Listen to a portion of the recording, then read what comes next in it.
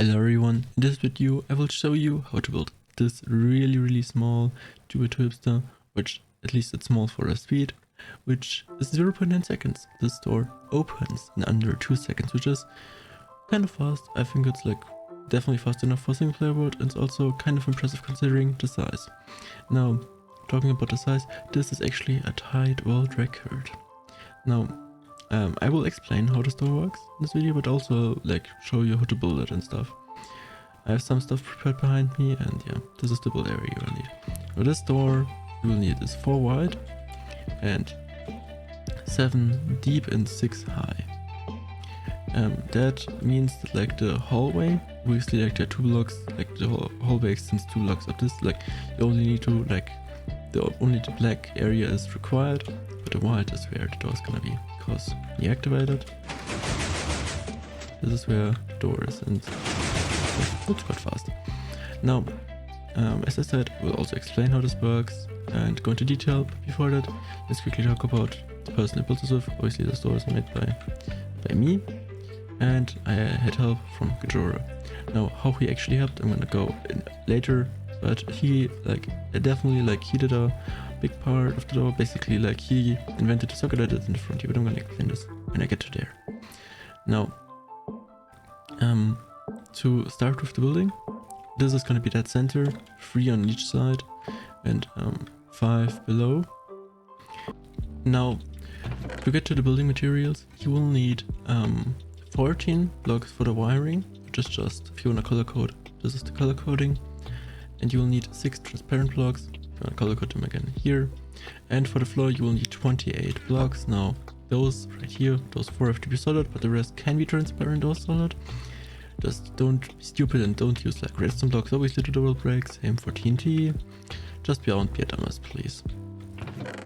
Now, for the redstone resources, this is a bit more involved. We have 17 sticky pistons, 7 normal pistons, 9 observers, and 13 dust.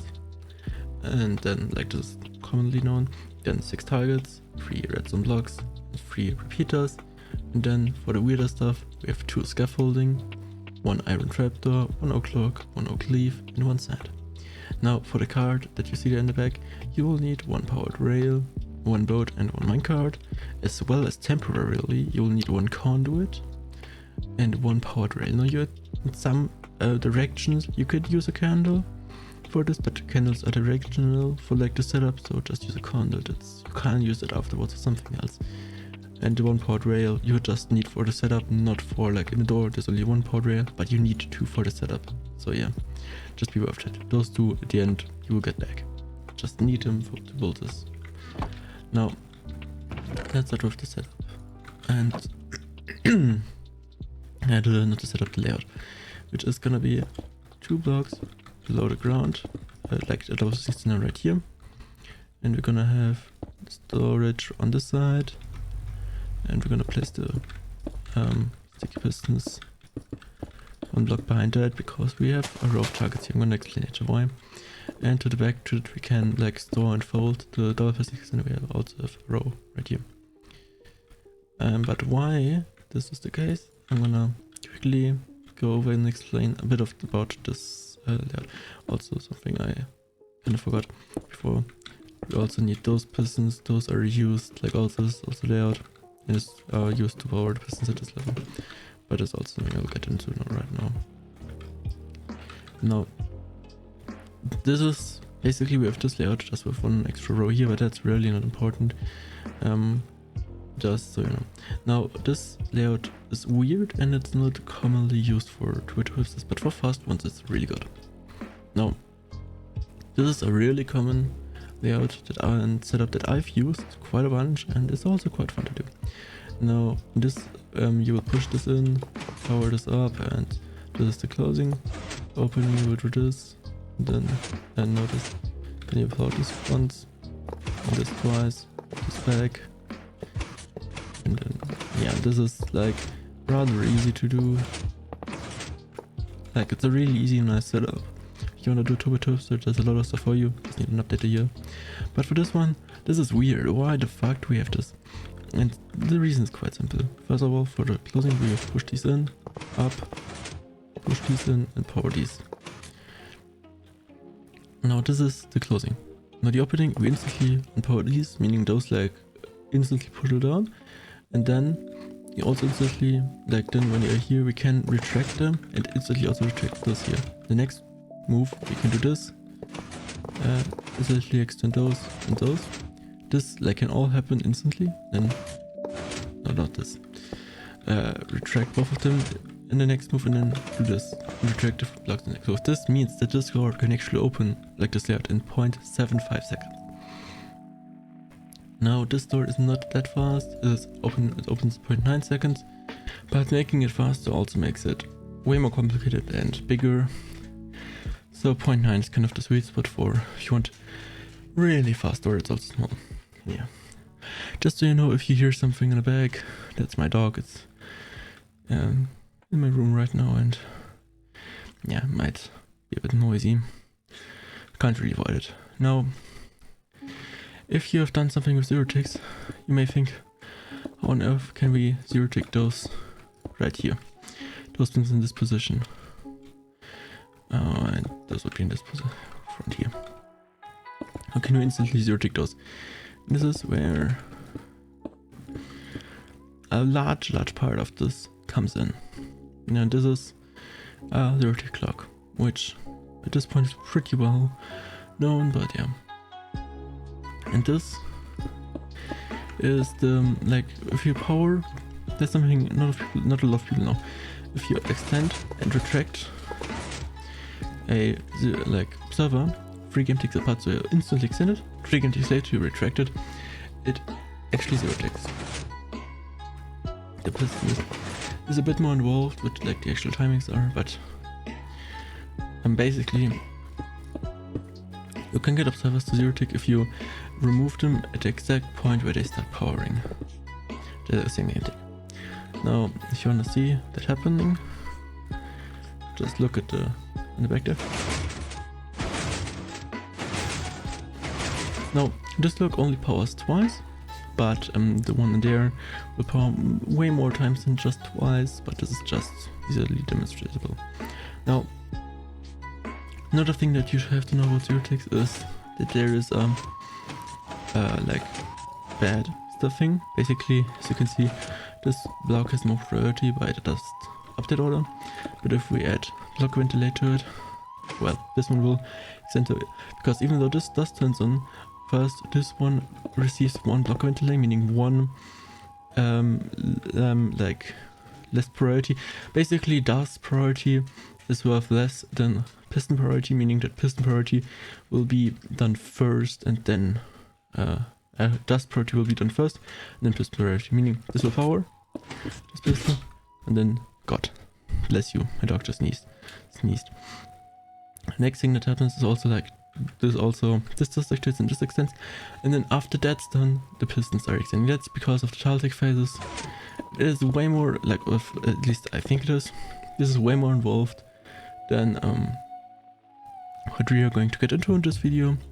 So yeah, just don't really think about it right now.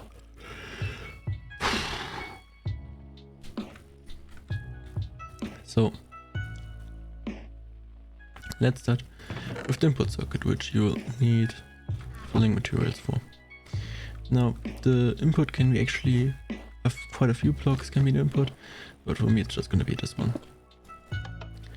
And we will go down and up again. Now if you don't have, like if you have the exact amount of blue wool you'll need if you want to color code it, and you can't like spare one, you just don't place this right now because this will be replaced later, and just leave a block here, but otherwise just build this, and those right here have to be transparent blocks. Same with the other side, one normal and then transparent. Then we can place the vortex here and connect the dust here. And this does already, like this does the moving in, and it seems like nothing more, but this does also the first move of the retraction, because while those vortex are, because those will extend instantly, and then while this vortex is extending we will power these up, these over, and in the time they reach this place, vortex will have activated, so like those will just power up basically. So, but we will get to this later, and it will take some time before we can actually like see that happening in effect. Because, well, we're gonna do the back now with the clock. Now, as I said, most of the back is done with the clock. And for the clock, you will need all of those different kinds of resources. And the clock position is actually, you need one stick piston below the ones in the back here, one on the ground. There's a redstone block here and the blocker piston right here. Now, this is first of all, you will notice you update the bottom piston, it won't power, and that is gonna be happening through, let's block this block right here, the dust line right here. And this makes that if we update this will power. And why that happens? Well, that's basically because now it actually has the opportunity to power, because a redstone block directly above this does not power. Well, it does not power when it's like 2 blocks above, which, yeah, do with that information what you will, but that's just the thing. Now, obviously, as you can see, this doesn't zero tick, so we need to make it zero tick, and this requires an updated piston right here. If we now update it, as you can see, it instantly goes upwards. I will insert a slow-mo version of this, but you can see like teleports and then goes back. For now, you can also just leave this and so on to don't have like any accidents. Now, to send this back down, we need to power this piston here. We're gonna take the output from here, and this will have to be a transparent block. Right now it does not really have to be, but later it will. And just block this, go for a transparent block again here, and go over a node block, not block with a target block, and put our piston here to update this. Now if we power this, you can see this creates a zero tick, but this doesn't reliably stop. You can see. But I can't really demonstrate right now, but sometimes if we, like right here, this does not push the block down, but in other cases the block ends up right here, and that's obviously not what we want. And that is because we need to power this with a consistent timing that does do that. Now alternatively, what I did here, you can have an immovable block right there, and then it doesn't really matter when you powered it, you don't have to be that precise. But having an obsidian or like an immovable block here like cuts off this side of where we can take the output, which is no good. Like I tried a long time to get that and it didn't, so I just ended up putting this there. Now we already are powering this back piston here, but we also need to power this one, and this one gets powered by the target. Pretty simple. And this is actually the orange already done. Now the next part is just the blue, which for the blue there's quite a lot of stuff, and this grindstone is actually not up to date anymore. You need the wood electric conduit. I'm sorry, I forgot to modify that. Now we have the blue line and the orange line, like they're powering those pistons first and this after. Now obviously they're powering them in the same game tick, but like I said, over there they use bad, meaning that this happens first and this later in the game tick. So even though it looks like to the eye, it looks like it happens at the same time, from the game's point of view it processes first this rejection and then this, or like extension and this. This is like a tiny bit weird, but yeah, it's kind of just how this works. And for that we need to add bed, and this we're gonna do with this downward zero tick web for piston right here. You can just put sand right here and this right here, and I will explain in a second why we need the boat.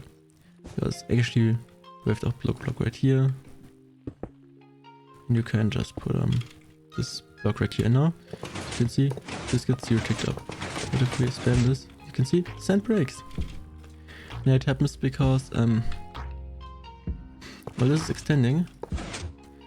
Like when this reaches here, it teleports upwards. But if we like free game takes later power this sand won't be like fully there. So we will, but like it will be instantly. So while this sand is like in here like a falling entity, this extends again and making this block zero tick. But because there is no sand there, this will zero tick like this. because like the sand won't be pushed up because it's not reached the destination, meaning it will not have the opportunity to land or like be pushed up again because it's not a block at this point. So this kind of reaches. And the sand breaks now because, well, I'm not sure. There are like two reasons that I see. First of all, it does not have a destination anymore, meaning like this block is obviously now taken by the piston head. And so that could be why it breaks, or because it lands like down below here on those blocks, like which is not a full block, and breaks because of that. One of those two reasons it definitely is. I do not know which one, but I assume that it's because the piston head occupies the spot that like this sand wanted to fall to. Now, how do we prevent that? We prevent it by making this falling instantly, but before we get to like doing that and making the boat, I'm gonna quickly finish the blue circuit, which we just need to power this. Like also those pistons, by the way, with the observer upwards. That doesn't matter when we power them, we just need to power them. And the way we will power them is like from the blue line because it's more convenient, but it really doesn't matter. You could also power them from the orange line if you wanted to. Output like it wouldn't change how the door worked, it's just like the wiring is more convenient if you power from blue. And to power those, we're gonna go up here, and this has to be a transparent block, be wary of that. Like, and that's because we will have a block right here, a piston, for the logic for like activating the clock. And yeah, also that's the same reason why you need a transparent block right here. And those two, like this line, activates this piston and this piston already. So we need to activate those two. And for this one, you can just put a target here, and for this one, a target here as well. And now, for the eagle eye, here you will see, well, can't you just do this? And yes, on its own, this is completely fine and actually better because, like, well, it's cheap.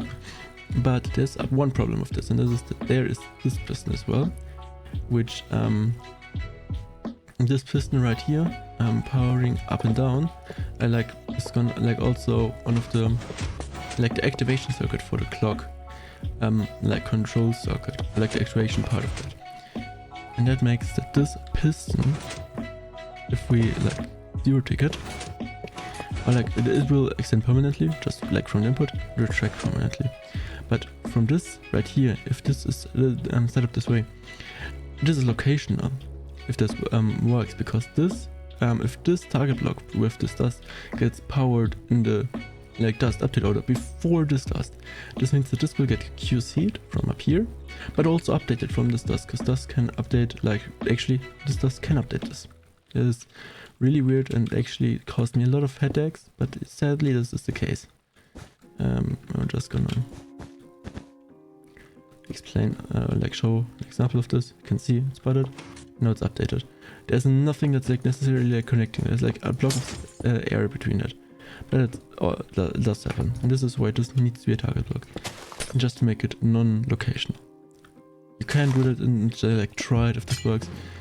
It's just locational. In the location it doesn't work. In this one it would work. And I'm just like tutorial is meant to be reliable. So yeah, just put a target there.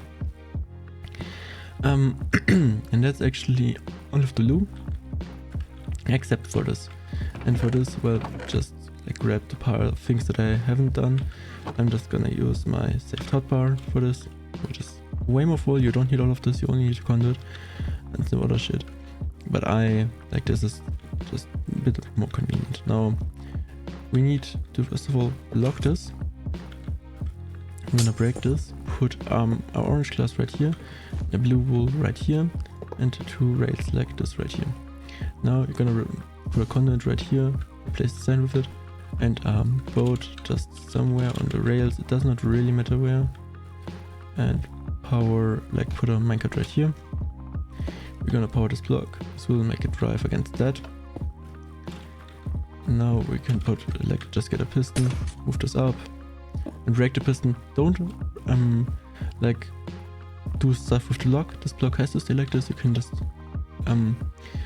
destroy this rail here and put a redstone block back there again, and put the updater here again. If you don't, this door won't work.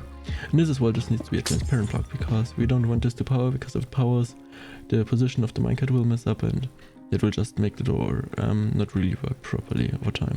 And we can just remove the conduit and put the sand back. And you can color code this, obviously. I do not color code sand usually. But yeah, as you can see, if we put this here, this instantly moves down. Yeah, which is kind of cool. And yeah, this is actually working. All of this now working. Now we need to actually stop the clock again, because now, well, this thing would never power. And how do we do that? That is actually this right here. You need one green wool. That's the one green wool is actually in the circuit. Now, first part, we need to take an output from the blue line, and we just do this piston right here.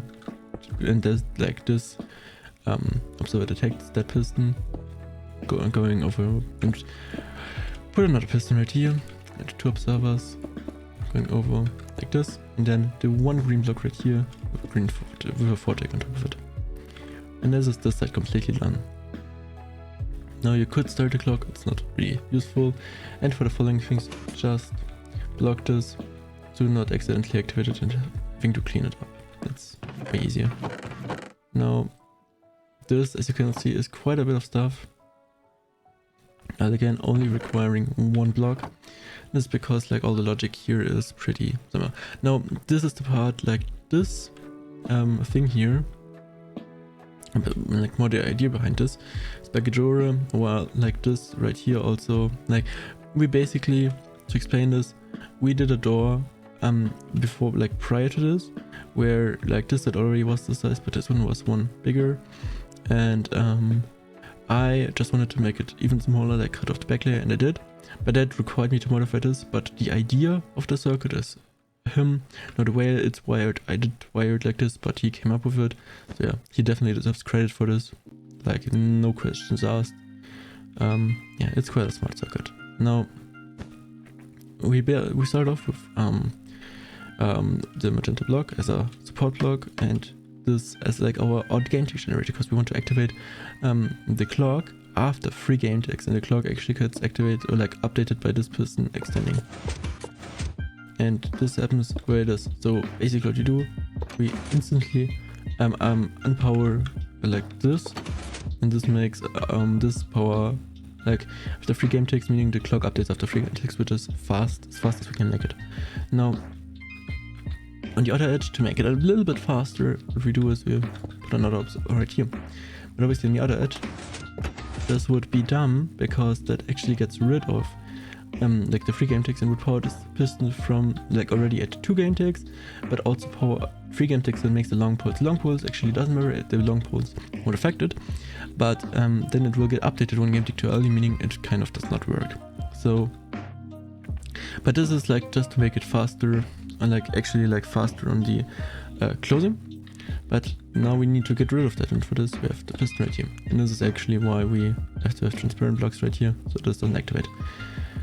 And this has to pull away, but before that, how do we even do this? And this is by this piston right here going down, extending, and this is how we get the delay on the other edge, which is like also, yeah, that's basically how this works. And also 3 game ticks, like this is a dual edge 3 game tick delay, if I'm not wrong. If I am, please correct me in the comments. Yeah. Now to pull this observer out here, we have a piston right here. Let's put us on top of that, and put a lock right here going to this, like if it powers downwards, going to this lock. Huh?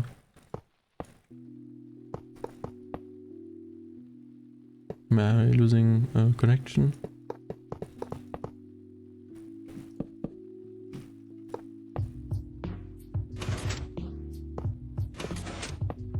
Okay. I assume someone was lagging the server, I assume. Anyways, we have an observer detecting from here, an observer going to the back. Like this. This is all of the door.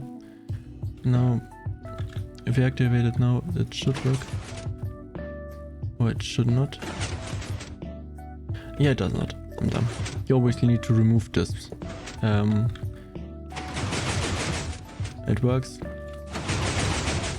And it works as a message. Yeah. If you enjoyed this tutorial and it was helpful, please like and subscribe, and also let me know if there's a new style of explaining a bit more, and also like the shaders. I do not plan on using them for like longer projects because that would just kill my PC, but for shorter explanations I don't mind them.